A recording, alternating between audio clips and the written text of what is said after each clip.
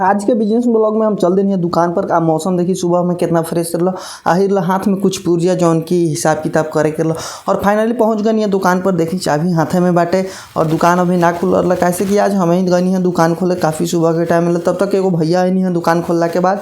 वहाँ के एगो पंखा लेनी है सुबह सुबह, और सुबह सुबह हम दुकान पर गई है तो हमारा मतलब कि पंखा बेचनी है। और इस चीज़ से हमार सुबह में बहनी बनल है, यानी कि सुबह सुबह माता लक्ष्मी के आशीर्वाद भइल है। और ओकरा बाद जब हम पंखा दे देनी है वो भैया के, तो वहाँ के पैसा देनी है। ओकरा बाद पैसा लेके और कुछ चीज़ और देवे के ला, और फाइनली चलनी है घरे। घरे अला के बाद हम दूसर का चैनल ला वीडियो शूट करतनी है। तो देखी कितना पसीना होताटे और गर्मी इतना ज़्यादा रहला सटे कि हम ओकरा के हम बता नहीं की सकत।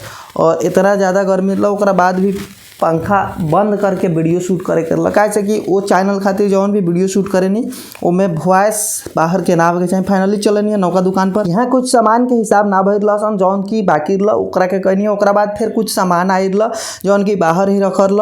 और गर्मी इतना ज़्यादा रहा, ओकरा बावजूद भी हमनी के काम तो करही के बाद। देखी गर्मी होत रहा, लेकिन सब सामान उठा उठा के अंदर रखे के लगा। ऐसे कि सामान रखा कर दुकान बंद करे के समय हो गई। तो गर्मी के बावजूद भी आदमी काम करते सटे। और देखी पूरा अंधेरा हो चुकल बटे। तो कुछ इस प्रकार से आज के ब्लॉग रहल। और देखी कितना मेहनत के बाद आदमी कुछ कर पावेला। ओकरा बाद हई उठावे गई नहीं तो ये इतना ना भारी रहा कि प्रयास करनी है उठाई, लेकिन ये भारी रहा। ओकरा बाद छोड़ देनी है, कहनी कि चलो हटावा ये हमरा से ना जाए।